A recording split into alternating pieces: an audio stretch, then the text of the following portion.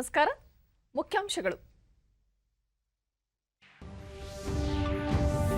ಶಾಸಕಾಂಗದ ಸದಸ್ಯರು ಪ್ರಜಾಪ್ರಭುತ್ವದ ತತ್ವ ಮೌಲ್ಯಗಳನ್ನು ಪಾಲಿಸುವುದು ಅಗತ್ಯ. ಜನರಿಗೆ ಪಾರದರ್ಶಕ ಆಡಳಿತ ನೀಡುವುದು ಅತ್ಯವಶ್ಯ. ಸ್ಪೀಕರ್ ಓಂ ಬಿರ್ಲಾ. ನೂತನ ರಾಷ್ಟ್ರೀಯ ಶಿಕ್ಷಣ ನೀತಿ ಮಕ್ಕಳ ಸರ್ವಾಂಗೀಣ ಅಭಿವೃದ್ಧಿಗೆ ಸಹಕಾರಿ. ತಜ್ಞರೊಂದಿಗೆ ಚರ್ಚಿಸಿ ಜಾರಿ. ಮುಖ್ಯಮಂತ್ರಿ ಬಸವರಾಜ ಬೊಮ್ಮಾಯಿ. ಆಸ್ಟ್ರೇಲಿಯಾ, ಜಪಾನ್ ಅಧ್ಯಕ್ಷರೊಂದಿಗೆ ಪ್ರಧಾನಿ ನರೇಂದ್ರ ಮೋದಿ ಚರ್ಚೆ. ವ್ಯಾಪಾರ, ತಂತ್ರಜ್ಞಾನ ಸೇರಿ ಹಲವು ವಿಷಯಗಳ ಕುರಿತು ಸಮಾಲೋಚನೆ. ಹಾಗೂ ದೆಹಲಿ ನ್ಯಾಯಾಲಯದ ಆವರಣದಲ್ಲಿ ವಿಚಾರಣಾ ಖೈದಿ ಮೇಲೆ ಗುಂಡಿನ ದಾಳಿ. ಪೊಲೀಸರಿಂದ ಪ್ರತಿದಾಳಿ, ಇಬ್ಬರು ಹಂತಕರ ಹತ್ಯೆ. ವಾರ್ತೆಗಳ ವಿವರ. ಸ್ವಾತಂತ್ರ್ಯ ಅಮೃತ ಮಹೋತ್ಸವದ ಅಂಗವಾಗಿ ಪ್ರಜಾಪ್ರಭುತ್ವದಲ್ಲಿ ಸಂಸದೀಯ ಮೌಲ್ಯಗಳ ರಕ್ಷಣೆ ಕುರಿತು ಲೋಕಸಭಾ ಸ್ಪೀಕರ್ ಓಂ ಬಿರ್ಲಾ ಇಂದು ವಿಧಾನಮಂಡಲದ ಉಭಯ ಸದನಗಳ ಸದಸ್ಯರನ್ನು ಉದ್ದೇಶಿಸಿ ಮಾತನಾಡಿದರು.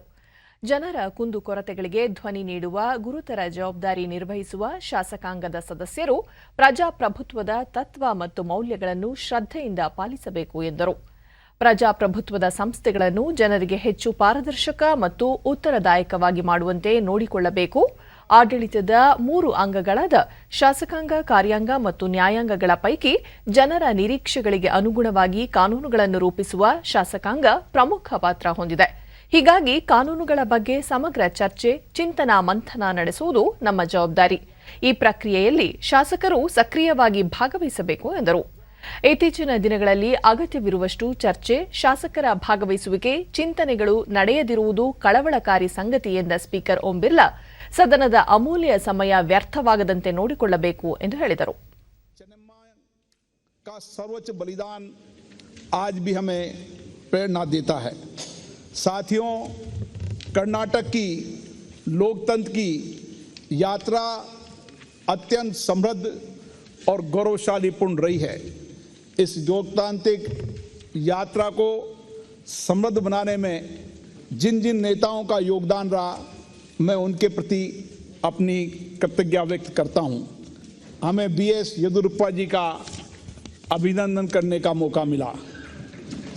येदियुरप्पा जी का राजनीतिक जीवन 50 वर्षों से सामाजिक और राजनीतिक सेवा के रूप में रहा है. उन्होंने राज्य के किसानों के लिए, पिछड़े गरीब लोगों की सेवा में अपना संपूर्ण जीवन समर्पित दिया है. मैं उनके ಜನಪ್ರತಿನಿಧಿಗಳ ಖಾಸಗಿ ಜೀವನದ ನಡವಳಿಕೆ ಮತ್ತು ವ್ಯವಹಾರಗಳು ಸದನದ ಘನತೆ ಹೆಚ್ಚಿಸಲು ಮಾದರಿಯಾಗಬೇಕು. ತಮ್ಮ ಸಭ್ಯ ನಡವಳಿಕೆಯೊಂದಿಗೆ ಪ್ರಬುದ್ಧತೆ ಮತ್ತು ಔದಾರ್ಯತೆ ಹೊಂದಿರಬೇಕು ಎಂದು ಶಾಸಕರಿಗೆ ಸಲಹೆ ನೀಡಿದರು. ಪ್ರಜಾಪ್ರಭುತ್ವ ಸಂಸ್ಥೆಗಳ ಮೂಲಕ ರಾಜ್ಯ ಮತ್ತು ದೇಶದ ಅಭಿವೃದ್ಧಿಗೆ ಸಾಮೂಹಿಕವಾಗಿ ಕೆಲಸ ಮಾಡಬೇಕು ಎಂದ ಅವರು, ಗುಣಮಟ್ಟದ ಚರ್ಚೆಗಳು ಉತ್ತಮ ಫಲಿತಾಂಶ ಒದಗಿಸಿ ದೇಶಕ್ಕೆ ಧನಾತ್ಮಕ ಸಂದೇಶ ನೀಡುತ್ತವೆ ಎಂದು ಅಭಿಪ್ರಾಯಪಟ್ಟರು.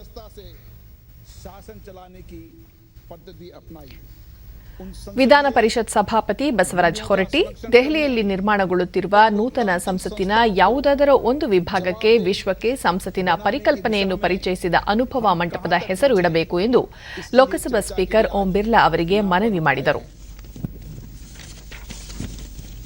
आज संपूर्ण विश्व संसदीय प्रजातंत्र को शासन चलाने की सर्वोत्तम पद्धति मानता है.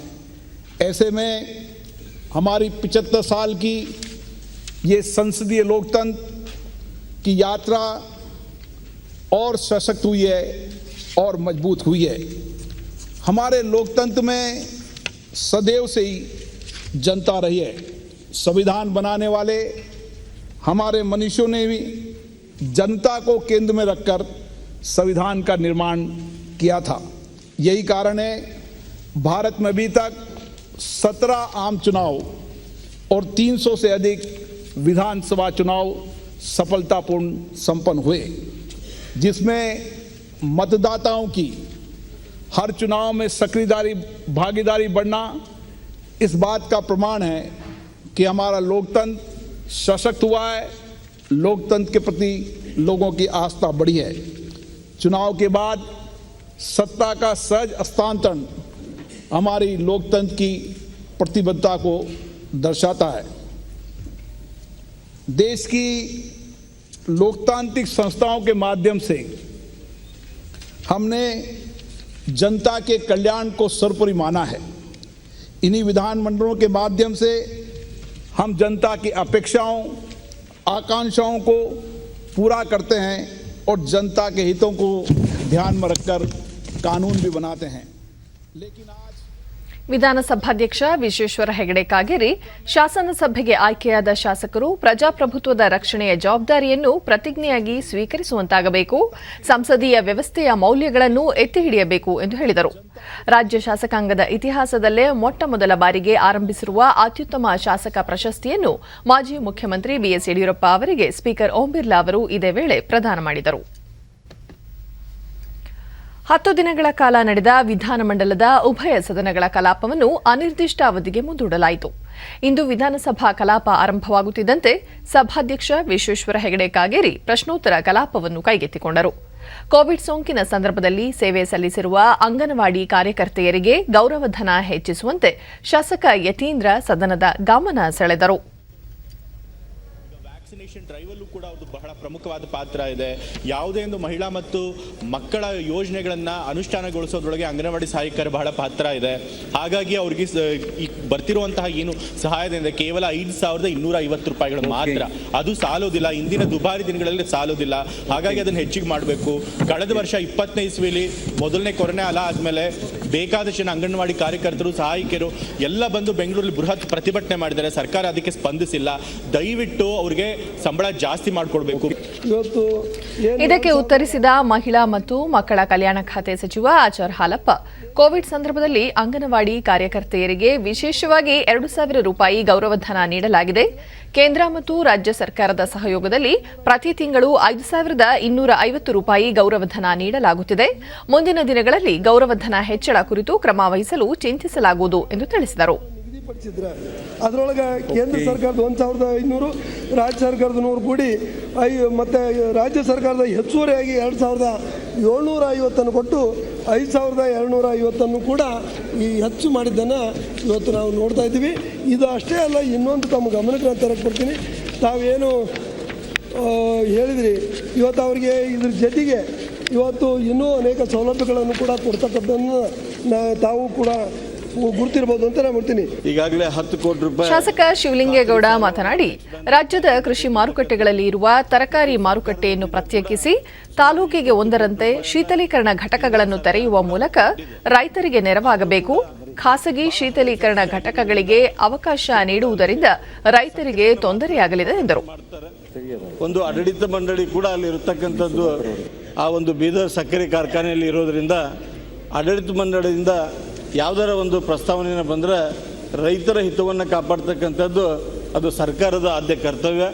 ಅಲ್ಲಿ ಆಡಳಿತ ಮಂಡಳಿಯಿಂದ ಯಾವ್ದಾರ ಒಂದು ಪ್ರಸ್ತಾವನೆ ಬಂದರೆ ಖಂಡಿತವಾಗಿ ಅದು ಸರ್ಕಾರ ಪರಿಶೀಲನೆ ಮಾಡ್ತಿದ್ದೆ ಅನ್ನುವಂಥದ್ದನ್ನು ನಾನು ಈ ಸದನಕ್ಕೆ ಹೇಳಿ ಬಯಸ್ತೇನೆ. ಇರ್ತಕ್ಕಂಥ ಸಾಮರ್ಥ್ಯದ ಬಗ್ಗೆ ಎಲ್ಲ ಹೇಳಿದ್ದಾರೆ. ಇದಕ್ಕೆ ಉತ್ತರಿಸಿದ ಸಹಕಾರ ಸಚಿವ ಎಸ್ಟಿ ಸೋಮಶೇಖರ್, ಎಪಿಎಂಸಿ ಮಾರುಕಟ್ಟೆಗಳಲ್ಲಿ ಶೀತಲೀಕರಣ ಘಟಕ ಸ್ಥಾಪಿಸಲು ಮುಂದೆ ಬರುವವರಿಗೆ ಸರ್ಕಾರದಿಂದ ಸ್ಥಳಾವಕಾಶ ನೀಡಲಾಗುವುದು. ಈಗಾಗಲೇ ಮೈಸೂರು, ಕಡೂರು, ಬೆಳಗಾವಿಯಲ್ಲಿ ಶೀತಲೀಕರಣ ಘಟಕ ಸ್ಥಾಪಿಸಲು ಸ್ಥಳ ನೀಡಲಾಗಿದೆ. ಪ್ರತಿಯೊಂದು ತಾಲೂಕು ಮಟ್ಟದಲ್ಲಿ ಶೀತಲೀಕರಣ ಘಟಕ ಸ್ಥಾಪಿಸಲು ಕಷ್ಟ ಸಾಧ್ಯ ಎಂದರು. ಗಲೀಜಾಗಿ ಆ ಜನ ಅಲ್ಲಿಗೆ ಹೋಗ್ತಕ್ಕಂಥದ್ದಕ್ಕೆ ಅದು ಎಲ್ಲ APMCಗಳು ಊರಿನ ಹೊರಗಡೆ ಇರ್ತವೆ. ಅಲ್ಲಿ ಹೋಗ್ತಕ್ಕಂಥದ್ದು ಮತ್ತೊಂದಕ್ಕೆ ಬಹಳ ತೊಂದರೆ ಆಗಿದೆ. ಅಲ್ಲಿ ಇರಬಾರ್ದು ಅನ್ನತಕ್ಕಂಥ ದೃಷ್ಟಿಯಿಂದ ಪ್ರತ್ಯೇಕವಾದ ಒಂದು ರೈತರು ಮಾರುಕಟ್ಟೆಗೆ ತರ್ತಾರೆ, ಅದಕ್ಕೆ ಕೋಲ್ಡ್ ಸ್ಟೋರೇಜ್ಗಳನ್ನು ಕಟ್ಕೊಡ್ಬೇಕು. ಪ್ರತಿ ರಾಷ್ಟ್ರದಲ್ಲಿದ್ದಾವೆ, ರಾಜ್ಯದಲ್ಲಿದ್ದಾವೆ. ಪಂಜಾಬ್ನಲ್ಲೋಗಿ ಎಷ್ಟು ಕೋಲ್ಡ್ ಸ್ಟೋರೇಜ್ ಇದ್ದಾವೆ. ಅವು ಖಾಸಗಿವಾಗಿರ್ಬೋದು, ಸರ್ಕಾರಿವಾಗಿರ್ಬೋದು. ಖಾಸಗಿನಲ್ಲಿ ದುಬಾರಿ ಆಗಿರೋದ್ರಿಂದ ಸರ್ಕಾರಿ ಕೋಲ್ಡ್ ಸ್ಟೋರೇಜನ್ನು ತಾಲೂಕಿಗೆ ಒಂದನ್ನು ಕಟ್ಟೋದ್ರಿಂದ ರೈತ ಇವತ್ತು ತರಕಾರಿ ಮೇಲೆ ಜೀವನ ಮಾಡ್ತಾ ಇದ್ದಾನೆ, ತರಕಾರಿಯನ್ನು ಬೆಳೆದು ಜೀವನ ಮಾಡ್ತಾ ಇದ್ದಾನೆ.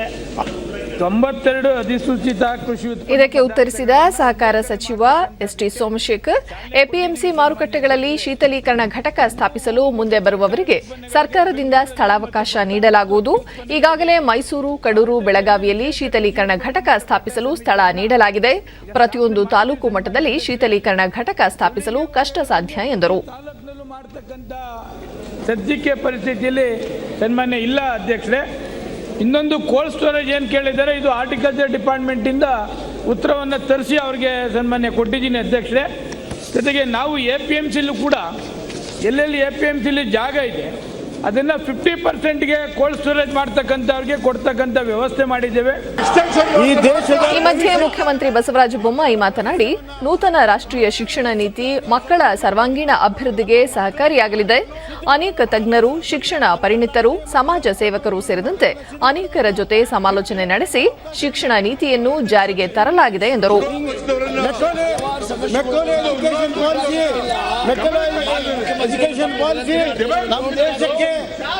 ಮಾರ್ಕ್ ಆಗಿದೆ. ನಮ್ಮ ಮಕ್ಕಳ ಅವಕಾಶ ಇಲ್ಲ. ನಮ್ಮ ಗ್ರಾಮೀಣ ಪ್ರದೇಶದ ಮಕ್ಕಳು ಅಂತಾರಾಷ್ಟ್ರೀಯ ಮಟ್ಟದ ಪೈಪೋಟಿ ಮಾಡಬೇಕಾಗಿದೆ. ಅದಕ್ಕೆ ಸಿದ್ಧತೆ ಮಾಡುವಂತ ಎಲ್ಲ ದೇಶಗಳ ಉತ್ತಮವಾದ ಎಜುಕೇಶನ್ ಅನ್ನ ಇಲ್ಲೇ ಪಡೆದುಕೊಳ್ಳಬೇಕು. ಬಳಿಕ ವಿರೋಧ ಪಕ್ಷಗಳು ರಾಷ್ಟ್ರೀಯ ಶಿಕ್ಷಣ ನೀತಿ ಹಾಗೂ ಕೋವಿಡ್-19 ಕುರಿತು 1 ವಾರ ಕಾಲ ಚರ್ಚೆಗೆ ಅವಕಾಶ ಕಲ್ಪಿಸಬೇಕು, ಅದಕ್ಕಾಗಿ ಅಧಿವೇಶನವನ್ನು 1 ವಾರ ವಿಸ್ತರಿಸಬೇಕು ಎಂದು ಪಟ್ಟು ಹಿಡಿದವು. ಸಭಾಧ್ಯಕ್ಷರು ಪ್ರತಿಭಟನೆ ಕೈಬಿಡುವಂತೆ ಮನವಿ ಮಾಡಿದರೂ ವಿರೋಧ ಪಕ್ಷಗಳ ಸದಸ್ಯರು ತಮ್ಮ ಪಟ್ಟು ಸಡಿಲಿಸದೆ ಪ್ರತಿಭಟನೆ ಮುಂದುವರೆಸಿದರು. ಅದು ನ್ಯಾಷನಲ್ ಎಜುಕೇಶನ್ ಪಾಲಿಸಿ. ಇವ್ರು ಏನಾದ್ರೂ ಕಳ್ಳಿ RSS ಎಜುಕೇಶನ್ ಪಾಲಿಸಿ ಅಂತಾನೆ ಕರೀಲಿ, ನಾವು ಅದಕ್ಕೇನು ಚಿಂತೆ ಮಾಡಲ್ಲ. ಇದು ಇವ್ರದ್ದು ಗುಲಾಮ್ಗಿರಿ ಎಜುಕೇಶನ್ ಪಾಲಿಸಿ.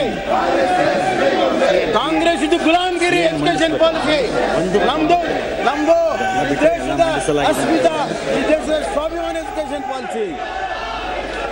ಸಭಾಧ್ಯಕ್ಷ ವಿಶ್ವೇಶ್ವರ ಹೆಗಡೆ ಕಾಗೇರಿ ಮಾತನಾಡಿ, ಈ ಬಾರಿಯ ಕಲಾಪದಲ್ಲಿ ಧನ ವಿಧೇಯಕ ಸೇರಿದಂತೆ 17 ಮಸೂದೆಗಳನ್ನು ಮಂಡಿಸಲಾಗಿದ್ದು ಮಹತ್ವದ ವಿಧೇಯಕಗಳನ್ನು ಅಂಗೀಕರಿಸಲಾಗಿದೆ. 21 ಸೂಚನೆಗಳನ್ನು ನಿಯಮ 69ರಡಿ ಸ್ವೀಕರಿಸಿ 5 ಸೂಚನೆಗಳನ್ನು ಮಂಡಿಸಲಾಗಿದೆ. ಶೂನ್ಯ ವೇಳೆಯಲ್ಲಿ 21 ವಿವಿಧ ವಿಷಯಗಳನ್ನು ಚರ್ಚಿಸಿ ಸದನಕ್ಕೆ 1 ಅರ್ಜಿಯನ್ನು ಸಹ ಸಲ್ಲಿಸಲಾಗಿದೆ. ಈ ಬಾರಿಯ ಅಧಿವೇಶನವು 90%ಕ್ಕಿಂತ ಹೆಚ್ಚು ಫಲಪ್ರದವಾಗಿದೆ ಎಂದು ವಿವರ ನೀಡಿ ಸದನವನ್ನು ಅನಿರ್ದಿಷ್ಟಾವಧಿಗೆ ಮುಂದೂಡಿದರು. ವಿಧಾನ ಪರಿಷತ್ ಕಲಾಪ ಆರಂಭವಾಗುತ್ತಿದ್ದಂತೆ ಪ್ರಶ್ನೋತ್ತರ ಕಲಾಪವನ್ನು ಸಭಾಪತಿ ಬಸವರಾಜ ಹೊರಟ್ಟಿ ಕೈಗೆತ್ತಿಕೊಂಡರು.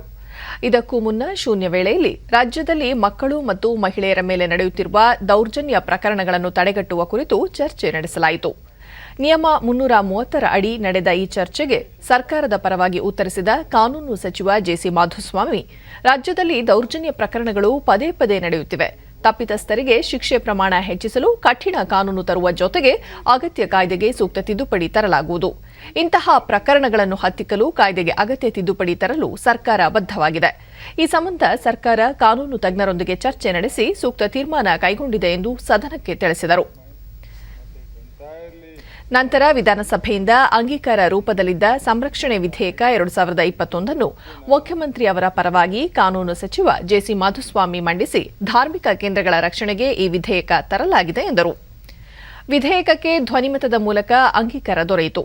ಇದಕ್ಕೂ ಮುನ್ನ ನಡೆದ ಪ್ರಶ್ನೋತ್ತರ ಕಲಾಪದಲ್ಲಿ ಗ್ರಾಮೀಣಾಭಿವೃದ್ಧಿ ಮತ್ತು ಪಂಚಾಯತ್ ರಾಜ್ ಸಚಿವ ಕೆಎಸ್ ಈಶ್ವರಪ್ಪ, ರಾಜ್ಯದಲ್ಲಿ ಜಲ್ ಜೀವನ್ ಮಿಷನ್ ಯೋಜನೆಯಡಿ 2024ರ ಮಾರ್ಚ್ ಅಂತ್ಯದ ವೇಳೆಗೆ ಗ್ರಾಮೀಣ ಪ್ರದೇಶದ ಪ್ರತಿ ಮನೆಗೂ ಕೊಳಾಯಿ ಮೂಲಕ ಶುದ್ಧ ಕುಡಿಯುವ ನೀರು ಒದಗಿಸಲಾಗುವುದು ಎಂದು ತಿಳಿಸಿದರು. 2021ರ ಮಾರ್ಚ್ ಅಂತ್ಯದ ವೇಳೆಗೆ 28.15 ಲಕ್ಷ ಮನೆಗಳಿಗೆ ಕುಡಿಯುವ ನೀರಿನ ಸೌಲಭ್ಯ ಕಲ್ಪಿಸಲಾಗಿದೆ. ಇನ್ನುಳಿದ ಮನೆಗಳಿಗೆ 2024ರ ಮಾರ್ಚ್ ಅಂತ್ಯದ ವೇಳೆಗೆ ನೀರಿನ ಸೌಲಭ್ಯ ಒದಗಿಸಲಾಗುವುದು ಎಂದರು. ಸಾರಿಗೆ ಸಚಿವ ಬಿ ಶ್ರೀರಾಮುಲು, ರಾಜ್ಯದಲ್ಲಿ ಪರಿಶಿಷ್ಟ ಜಾತಿ ಪಂಗಡದ ವಿದ್ಯಾರ್ಥಿಗಳಿಗೆ ಉಚಿತ ಬಸ್ ಪಾಸ್ ನೀಡಲಾಗುತ್ತಿದ್ದು, ಆರ್ಥಿಕವಾಗಿ ಹಿಂದುಳಿದ ಇತರ ಸಮುದಾಯದ ಮಕ್ಕಳಿಗೂ ಉಚಿತ ಬಸ್ ಪಾಸ್ ನೀಡುವ ಸಂಬಂಧ ಮುಖ್ಯಮಂತ್ರಿಗಳ ಜತೆ ಚರ್ಚೆ ನಡೆಸುವುದಾಗಿ ತಿಳಿಸಿದರು. ಮರಿತಿಬ್ಬೇಗೌಡ ಪ್ರಶ್ನೆಗೆ ಉತ್ತರಿಸಿದ ಸಚಿವರು, 2017ರಿಂದ ಉಚಿತ ಬಸ್ ಪಾಸ್ ವ್ಯವಸ್ಥೆಯನ್ನು ಜಾರಿಗೆ ತರಲಾಗಿದ್ದು, ಇದುವರೆಗೆ 1 ಲಕ್ಷಕ್ಕೂ ಹೆಚ್ಚು ಪರಿಶಿಷ್ಟ ಜಾತಿ ಪಂಗಡದ ವಿದ್ಯಾರ್ಥಿಗಳು ಉಚಿತ ಬಸ್ ಪಾಸ್ ಸೌಲಭ್ಯ ಪಡೆದಿದ್ದಾರೆ ಎಂದರು. ಕೃಷಿ ಸಚಿವ ಬಿಸಿ ಪಾಟೀಲ್, ರಾಜ್ಯದ ವಿವಿಧ ಭಾಗಗಳಲ್ಲಿರುವ ಕೃಷಿ, ತೋಟಗಾರಿಕೆ ಹಾಗೂ ಪಶುಸಂಗೋಪನಾ ವಿಶ್ವವಿದ್ಯಾಲಯಗಳನ್ನು ವಿಲೀನಗೊಳಿಸುವ ಸಂಬಂಧ ಡಾ ಬಿಸಲಯ್ಯ ನೇತೃತ್ವದ ಸಮಿತಿ ವರದಿ ನೀಡಿದೆ ಎಂದರು. ಬಳಿಕ ಸಭಾಪತಿ ಸ್ಥಾನದಲ್ಲಿದ್ದ ಪ್ರಾಣೇಶ್, 10 ದಿನಗಳ ಅವಧಿಯ ಕಲಾಪ ಯಶಸ್ವಿಯಾಗಿದೆ. ಇದಕ್ಕೆ ಕಾರಣಕರ್ತರಾದ ಎಲ್ಲ ಸದಸ್ಯರಿಗೆ ಅಭಿನಂದನೆ ಸಲ್ಲಿಸಿ ಸದನವನ್ನು ಅನಿರ್ದಿಷ್ಟಾವಧಿವರೆಗೆ ಮುಂದೂಡಿದರು. ರಾಷ್ಟ್ರಮಟ್ಟದ ಸೈಕ್ಲಿಂಗ್ ಕ್ರೀಡಾಪಟು ಕುಮಾರಿ ಪವಿತ್ರ ಕುರ್ತುಕೋಟಿ ಅವರಿಗೆ ಮುಖ್ಯಮಂತ್ರಿ ಬಸವರಾಜ ಬೊಮ್ಮಾಯಿ ಸೈಕಲ್ ನೀಡಿ ಪ್ರೋತ್ಸಾಹಿಸಿದರು. ಈ ವೇಳೆ ಸಚಿವರಾದ Narayanagowda, CC Patil, ST Somashekhar, V Somanna, B Sriramulu ಸೇರಿದಂತೆ ಹಲವರು ಉಪಸ್ಥಿತರಿದ್ದರು. ಕ್ರೀಡಾಪಟುಗಳಾಗಿದ್ದು ಇವರು ರಾಷ್ಟ್ರ ಮಟ್ಟದ ಮತ್ತು ರಾಜ್ಯ ಮಟ್ಟದ ಗದಗ ಜಿಲ್ಲೆ ಶಿರಹಟ್ಟಿ ತಾಲೂಕಿನ ಕಡಕೋಳದ ಪವಿತ್ರ ಕುರ್ತುಕೋಟಿ ಈ ಹಿಂದೆ ಹಲವು ಸೈಕ್ಲಿಂಗ್ ಸ್ಪರ್ಧೆಗಳಲ್ಲಿ ಜಯಗಳಿಸಿದರು. ಬಡತನದ ಕಾರಣದಿಂದ ಸ್ಪರ್ಧೆಗೆ ಯೋಗ್ಯವಾದ ಸೈಕಲ್ ಇಲ್ಲದೆ ಅಭ್ಯಾಸ ನಡೆಸಲು ತೊಂದರೆಯಾಗಿತ್ತು. ಈ ಹಿನ್ನೆಲೆಯಲ್ಲಿ ಇಂದು ಕ್ರೀಡಾ ಇಲಾಖೆಯ ಸಹಯೋಗದಲ್ಲಿ 5 ಲಕ್ಷ ರೂಪಾಯಿ ಮೌಲ್ಯದ ಸೈಕಲ್ ಅನ್ನು ಕೆನಡಾದಿಂದ ಆಮದು ಮಾಡಿಕೊಂಡು ಅವರಿಗೆ ನೀಡಲಾಯಿತು. ಪ್ರಧಾನಿ ನರೇಂದ್ರ ಮೋದಿ ವಾಷಿಂಗ್ಟನ್ನಲ್ಲಿಂದು ಅಮೆರಿಕ ಅಧ್ಯಕ್ಷ ಜೋ ಬೈಡನ್ ಅವರೊಂದಿಗೆ ದ್ವಿಪಕ್ಷೀಯ ಮಾತುಕತೆ ನಡೆಸಲಿದ್ದು ಶ್ವೇತಭವನದಲ್ಲಿ ನಡೆಯುವ ಕ್ವಾಡ್ ಶೃಂಗಸಭೆಯಲ್ಲಿ ಪಾಲ್ಗೊಳ್ಳಲಿದ್ದಾರೆ. ಜೋ ಬೈಡನ್ ಅಮೆರಿಕ ಅಧ್ಯಕ್ಷರಾದ ನಂತರ ನರೇಂದ್ರ ಮೋದಿ ಮತ್ತು ಅವರ ನಡುವಿನ ಖುದ್ದು ಭೇಟಿ ಇದಾಗಿದೆ.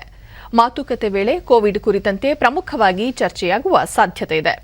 ಅಮೆರಿಕದಲ್ಲಿನ ಭಾರತೀಯ ರಾಯಭಾರಿ ತರಣ್ಜಿತ್ ಸಿಧು ಉಭಯ ನಾಯಕರ ನಡುವೆ ಆರೋಗ್ಯ ರಕ್ಷಣೆ, ರಕ್ಷಣಾ ವಲಯದಲ್ಲಿ ಉತ್ಪಾದನೆ ಮತ್ತು ಸಹಕಾರ, ಮಾಹಿತಿ ತಂತ್ರಜ್ಞಾನ, ಡಿಜಿಟಲ್ ಕ್ಷೇತ್ರ, ಆವಿಷ್ಕಾರ ಮತ್ತು ನವೋದ್ಯಮಗಳು, ದ್ರವೀಕೃತ ನೈಸರ್ಗಿಕ ಅನಿಲ ಮುಂತಾದ ವಿಷಯಗಳ ಕುರಿತಂತೆ ಮಾತುಕತೆ ನಡೆಯಲಿದೆ ಎಂದರು.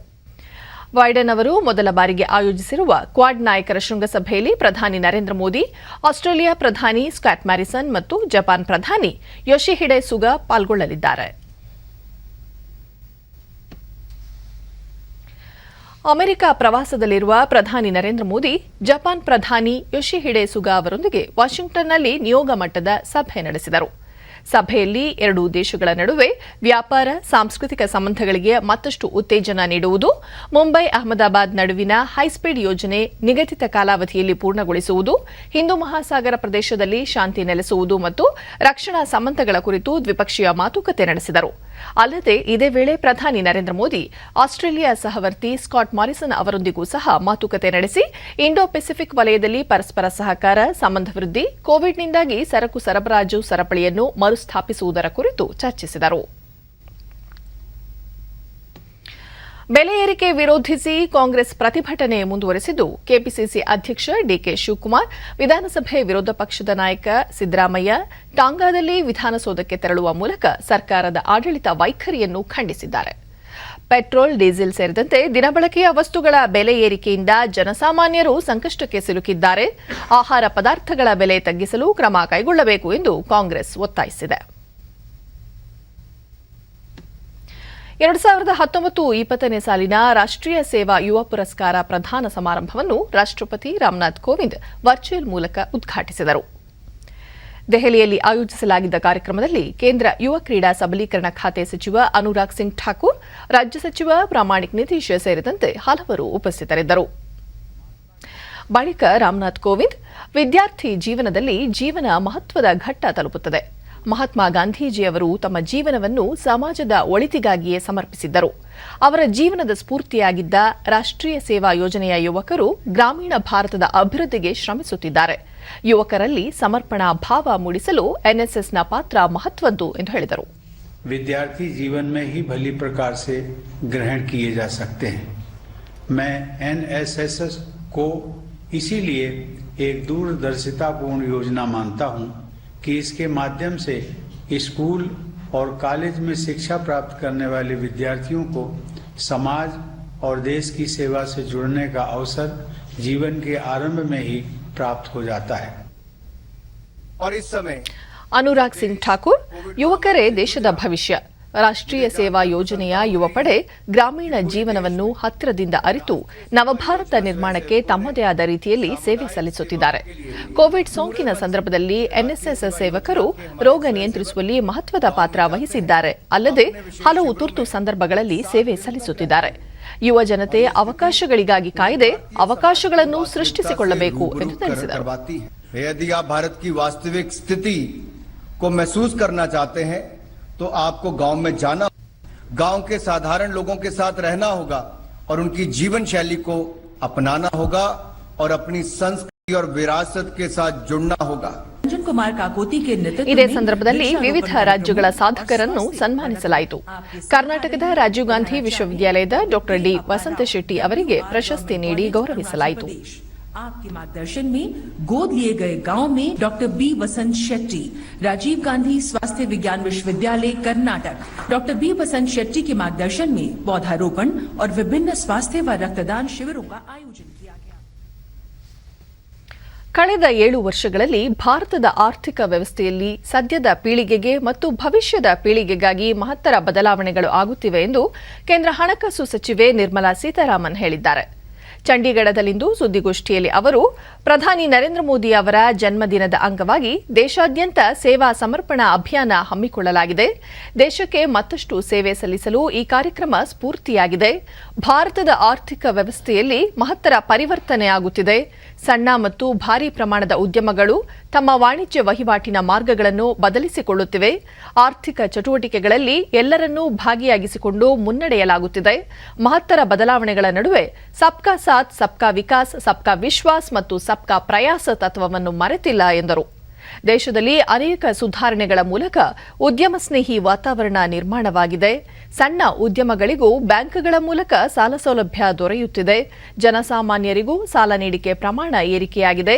ಸರ್ಕಾರದ ಯೋಜನೆಗಳ ಲಾಭ ಜನರಿಗೆ ನೇರವಾಗಿ ತಲುಪುತ್ತಿದೆ ಎಂದರು. So in a way everybody is being brought in as bhagidari in a economic activity which has to go in not small changes but transformational change. ದೆಹಲಿಯಲ್ಲಿ ನ್ಯಾಯಾಲಯಕ್ಕೆ ವಿಚಾರಣೆಗಾಗಿ ಕರೆತಂದಿದ್ದ ಅಪರಾಧಿ ಹಿನ್ನೆಲೆಯ ವ್ಯಕ್ತಿಯೊಬ್ಬನ ಮೇಲೆ ಹಂತಕರು ದಾಳಿ ನಡೆಸಿದ್ದು, ಇದಕ್ಕೆ ಪ್ರತಿಯಾಗಿ ಪೊಲೀಸರು ನಡೆಸಿದ ಗುಂಡಿನ ದಾಳಿಯಲ್ಲಿ 2 ಹಂತಕರು ಮೃತಪಟ್ಟಿದ್ದಾರೆ. ಜಿತೇಂದ್ರಮಾನ್ ಗೋಗಿ ಎಂಬ ಕೈದಿಯನ್ನು ಪೊಲೀಸರು ದೆಹಲಿಯ ರೋಹಿಣಿ ನ್ಯಾಯಾಲಯಕ್ಕೆ ಕರೆತಂದಿದ್ದರು. ಈ ವೇಳೆ ಗೋಗಿಯ ಎದುರಾಳಿ ತಂಡದವರು ಆತನ ಮೇಲೆ ಗುಂಡಿನ ದಾಳಿ ನಡೆಸಿದ್ದಾರೆ. ಇದಕ್ಕೆ ಪ್ರತಿಯಾಗಿ ಪೊಲೀಸರು ಗುಂಡು ಹಾರಿಸಿದಾಗ 2 ಹಂತಕರು ಸಾವಿಗೀಡಾಗಿದ್ದಾರೆ. ಗಾಯಗೊಂಡ ಗೋಗಿಯನ್ನು ಆಸ್ಪತ್ರೆಗೆ ದಾಖಲಿಸಲಾಗಿತ್ತಾದರೂ ಚಿಕಿತ್ಸೆ ಫಲಕಾರಿಯಾಗದೆ ಆತ ಕೂಡ ಮೃತಪಟ್ಟಿದ್ದಾನೆ. ಭಾರತದ ಸ್ವಾತಂತ್ರ್ಯ ಹೋರಾಟ ಆಂದೋಲನ ಆಧುನಿಕ ಜಗತ್ತು ಕಂಡ ಅತಿದೊಡ್ಡ ಚಳುವಳಿಗಳಲ್ಲಿ ಒಂದಾಗಿದೆ. ಸ್ವಾತಂತ್ರ್ಯ ಹೋರಾಟದ ಘಟನೆಗಳು, ತಮ್ಮ ಸರ್ವಸ್ವವನ್ನು ತ್ಯಾಗ ಮಾಡಿದ ಹಲವು ಮಹನೀಯರ ಕುರಿತ ವಿಶೇಷ ವರದಿಯ ಸರಣಿ ಆಕಾಶವಾಣಿ ರಾಷ್ಟ್ರೀಯ ಸುದ್ದಿ ವಿಭಾಗದ ಸಹಕಾರದೊಂದಿಗೆ ಇಲ್ಲಿದೆ.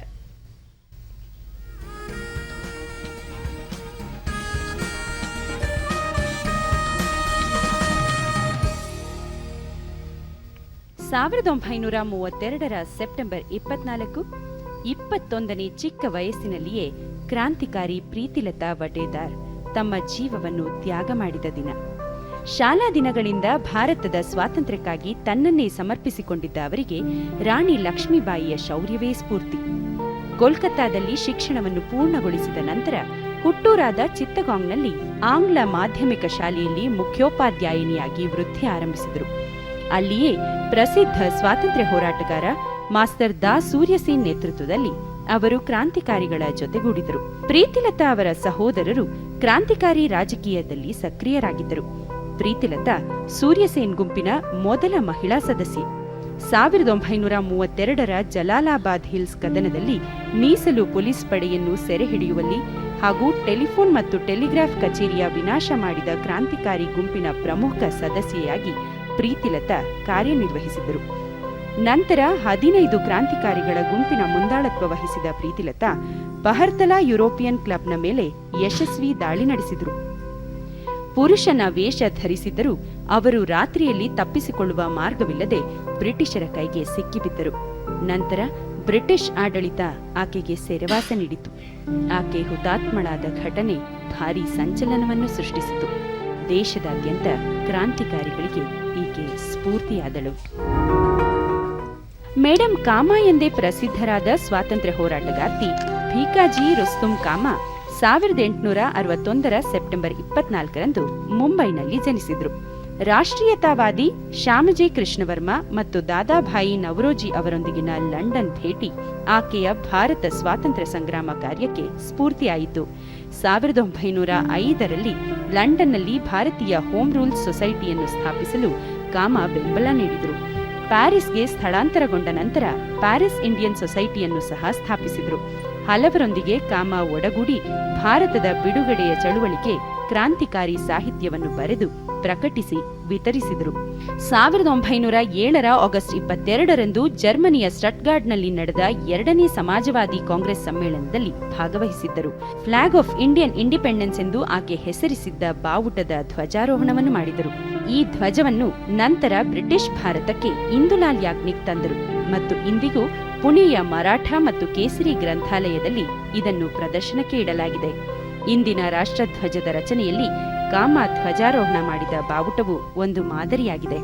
1962ರ ಜನವರಿ 26ರಂದು ಭಾರತೀಯ ಅಂಚೆ ಮತ್ತು ಟೆಲಿಗ್ರಾಫ್ ವಿಭಾಗವು ಆಕೆಯ ಗೌರವಾರ್ಥ ಸ್ಮರಣೀಯ ಅಂಚೆ ಚೀಟಿಯನ್ನು ಬಿಡುಗಡೆ ಮಾಡಿದೆ.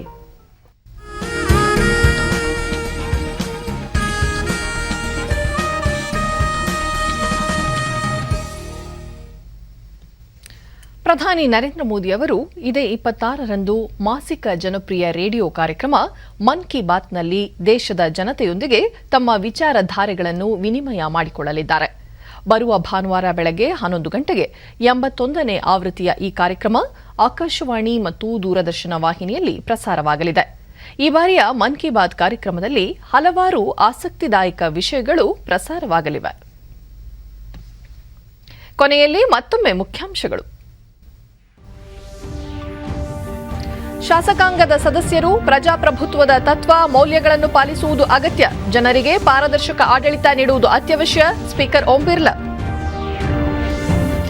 ನೂತನ ರಾಷ್ಟ್ರೀಯ ಶಿಕ್ಷಣ ನೀತಿ ಮಕ್ಕಳ ಸರ್ವಾಂಗೀಣ ಅಭಿವೃದ್ಧಿಗೆ ಸಹಕಾರಿ, ತಜ್ಞರೊಂದಿಗೆ ಚರ್ಚಿಸಿ ಜಾರಿ, ಮುಖ್ಯಮಂತ್ರಿ ಬಸವರಾಜ ಬೊಮ್ಮಾಯಿ. ಆಸ್ಟ್ರೇಲಿಯಾ ಜಪಾನ್ ಅಧ್ಯಕ್ಷರೊಂದಿಗೆ ಪ್ರಧಾನಿ ನರೇಂದ್ರ ಮೋದಿ ಚರ್ಚೆ, ವ್ಯಾಪಾರ ತಂತ್ರಜ್ಞಾನ ಸೇರಿ ಹಲವು ವಿಷಯಗಳ ಕುರಿತು ಸಮಾಲೋಚನೆ. ಹಾಗೂ ದೆಹಲಿ ನ್ಯಾಯಾಲಯದ ಆವರಣದಲ್ಲಿ ವಿಚಾರಣಾ ಖೈದಿ ಮೇಲೆ ಗುಂಡಿನ ದಾಳಿ, ಪೊಲೀಸರಿಂದ ಪ್ರತಿದಾಳಿ, 2 ಹಂತಕರ ಹತ್ಯೆ. ನಮ್ಮ ವಾರ್ತಾ ಪ್ರಸಾರವನ್ನು ನೀವು ಡಿಡಿ ಚಂದನ ನ್ಯೂಸ್ ಯೂಟ್ಯೂಬ್ ಚಾನೆಲ್ನಲ್ಲೂ ವೀಕ್ಷಿಸಬಹುದು. ವ್ಯಕ್ತಿಗತ ಅಂತರ ಕಾಪಾಡಿಕೊಳ್ಳುವುದರೊಂದಿಗೆ ನೀವು ಸುರಕ್ಷಿತವಾಗಿರಿ, ನಿಮ್ಮವರನ್ನು ಸುರಕ್ಷಿತವಾಗಿರಿಸಿ. ನೈರ್ಮಲ್ಯಕ್ಕೆ ಆದ್ಯತೆ ನೀಡುವುದರ ಜೊತೆಗೆ ಕೋವಿಡ್-19 ಮಾರ್ಗಸೂಚಿಗಳನ್ನು ತಪ್ಪದೇ ಪಾಲಿಸಿ. ನಮ್ಮ ಮುಂದಿನ ವಾರ್ತಾ ಪ್ರಸಾರ ಸಂಜೆ 7 ಗಂಟೆಗೆ. ನಮಸ್ಕಾರ.